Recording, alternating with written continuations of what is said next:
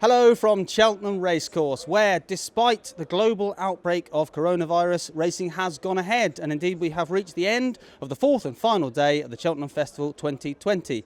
With me to discuss the day's events is Racing Post's award-winning senior writer Lee Mottershead and four-time champion jockey Richard Johnson. Gents, thank you very much for joining me to discuss today's events. It's been quite a dramatic day, as ever at the Cheltenham Festival. We'll start with the disappointments, which unfortunately for Dickie I know is quite a few for you, but we'll start of course with the Triumph Hurdle, the first race. Goshen looked like an absolutely freakish winner and then came down at the last. Poor Jamie Moore got unseated at last. How would he have been feeling after that? Well, he was mortified. You know, any jockey would be, and you know, it's one of those things. He had the race won, and you know, a mistake at the last. And actually, Lee was just showing me the picture actually where it looks like the horse has almost got his hind leg caught in his front leg, and I think that was obviously a big part of, you know, stopping his momentum and Jamie coming off. So yeah, there's no words to describe it for a jockey, Jimmy, because you know he came in and I couldn't even think of anything to say to him because you know there's nothing you can say that's going to make it any better. So Jamie will be, you know, that'll be on his mind for a long time to come. But I think they've got a very good horse to look forward to, and that's probably the positive they can take out of it. I'm sure, you know, whether it's the rest of this season or even going on to next season, they've got, you know, a very good horse to look forward to. Yeah, that's the consolation. I mean, Jamie looked like he got a bit of a kicking, but that will hopefully heal a bit quicker than the emotional scarring will. The owner was incredibly magnanimous in defeat, but as Dickie says, an incredible horse going forward next year.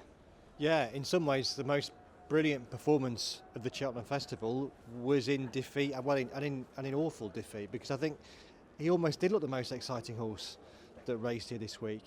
He's a 4-year-old, and they don't always build on what they achieve at this stage. He's come from the flat as well, so he's got a lot of racing behind him.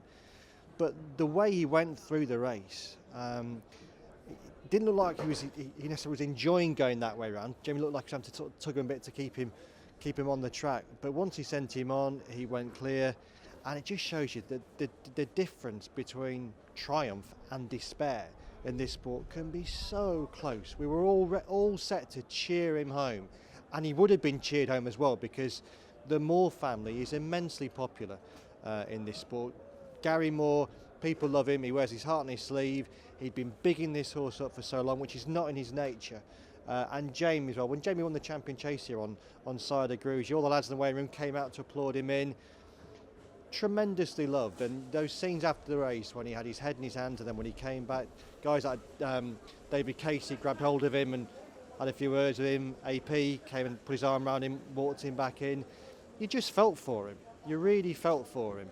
But as Richard says, the video shows the horse gets his two legs caught together. I don't think there's much that Jamie could have done. It's just one of those things. As a colleague said to me not long after the race, sometimes sport is pretty horrible. You know, it gives us great moments of elation, but there's always despair around the corner. Thankfully the horse is around though. The horse will go home and could well be a champion hurdle contender for next season. Certainly the ability's there. Absolutely.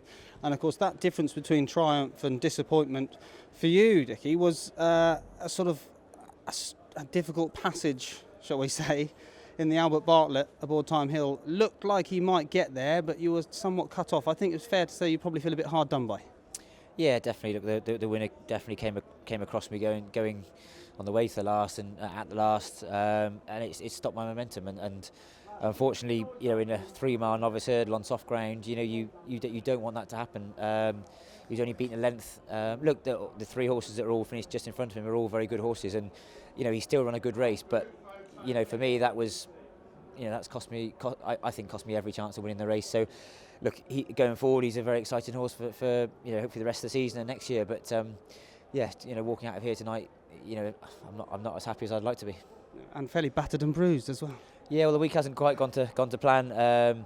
But you know, that's, like we say, that's for racing. You know, I've seen both sides of it. I mean, I've walked out of here, well, I floated out of here some days, and thought it was the best place in the world. And some days you sort of walk back to the car a bit gingerly and just almost glad to see the end of the meeting. But again, I've got lots of good horses to look forward to going forward, and hopefully we'll be back here next year to put it right. Fingers crossed.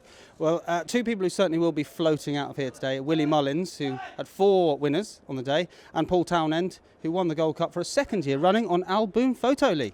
Yeah, I mean, horses don't win back-to-back Gold Cups. Very rare. Best Mate was last. But Boum Photo did it. And he won a... We thought it was going to be a confusing Gold Cup before, and it sort of panned out like that, with not much pace early on. Almost the entire field separated by a handful of lengths, jumping 3 out and turning into the straight. And then we had this dash up the straight. Townend always had Boum Photo in a good position, and ultimately he's given him a perfect right to just hold on from Santini and Nico de Boinville, who's probably going to be one of those guys who walks out of here tonight with a heavy heart, thinking what might have been actually happened for Paul Townend. And last year we had this amazing story of the redemption from Punchestown Gate, when we all know what happened at Punchestown, and he came back from that and won on the same horse. Well, not quite as big a turnaround of fortunes this year, but on Tuesday he was beaten on an odds-on favourite for Willie Mullins, Benny de Dieu. Ruby Walsh, his predecessor in the role, criticised his ride on ITV, as Ruby should do, because he's a TV pundit. That's his job, and there was no malice meant in it. In fact, Paul was saying first thing Wednesday morning in the stable yard, talking, doing their job, and ironically, not long after the Gold Cup, Paul received his leading rider of the meeting award from Ruby Walsh, collecting the Ruby Walsh trophy. The irony of it. Yeah, the irony. But no, he's had a fantastic meeting. How things turn around again, you know. It took until the final race on day 2 for Willie Mullins to have his first winner of the meeting. On that second day, Shaka and Paul Swire had been a late defect from the champion chase. Things weren't going his way. My goodness, over days 3 and 4, things absolutely went his way, including, of course, in the Triumph, which he won with Burning Victory. And as he said, it wasn't a win he'll celebrate because it was gifted to him, but when things are going your way, they really do go your way, and they did for Willie and Paul today. I think if 4 days sum up the highs and lows of sport, no 4 days do it better than the Cheltenham Festival. It is remarkable. So, in summary of the 4 days, come to you, Dickie, for the horse you would perhaps take out of the meeting. Look, for my horses, it's definitely still Time Hill. You know, he's going forward. He's the one I'm probably most excited about for, you know, again, hopefully somewhere else this season, but also going forward next year. I'm sure he'll probably go chasing. But you know, I think he's definitely a star in the making. And I thought actually Easy Land in the cross country race. I know it's a sort of slightly left field section, but I thought he was very impressive. You know, Tiger Roll's a superstar. Look, Tiger Roll, obviously, maybe he's not as good as he was last year, I don't know, but they were an awful long way clear of the rest. And you know, Easy Land's only a 6-year-old. You know, he could be a real improver as well. So look, I thought he was the horse I'm sure we're going to hear a lot more about over the next few years. I'm sure he's going to be a regular visitor to Cheltenham. It'd be interesting to see if he goes for other races or if he just sticks down the cross-country route, I suppose. Yeah, he will, but JP McManus owns him now. Obviously, he loves a cross-country horse as well. But again, it'll be interesting to see whether they might, let him run in a different type of, normal chase. With the way he travelled and jumped, for me in the cross-country race, he won't have any problem, running well in some of the big chases. And Lee, your personal highlight of the week? I think in terms of pure excitement, you'd go a long way to match the RSA chase this year. Who would have thought jumping the final fence that Champ, 10 lengths down, would in the end reel in Minella Indo and Allaho, who were fighting at a finish, exhausted close home, and then Champ and Barry Geraghty, who had a marvellous festival himself, comes through to beat them. That was a thrilling, exciting race. I think, having said that, I'm not sure anything came through from the novice chases that you would necessarily think was an obvious contender to beat Boum Photo in 12 months' time. He'll be going for his third Gold Cup, presumably on the back of one more run again at Tremor on New Year's Day. Can't wait to see Shishkin and Envoilen over fences. I think we also have to say this has been a fabulous festival staged in a very strange time with coronavirus, and to an extent this could be the last hurrah for racing in this sense for a while. We don't know when we'll have as big a festival as this in this form for a while. Aintree isn't far off. If you go on betting exchanges, it's odds on not to take place, and if it does take place, it'll probably be behind closed doors the way things are going. We don't know that, but this is always a meeting that we enjoy more than any other, and maybe this year we were right to enjoy it more than any other. We might have to wait a while for the next.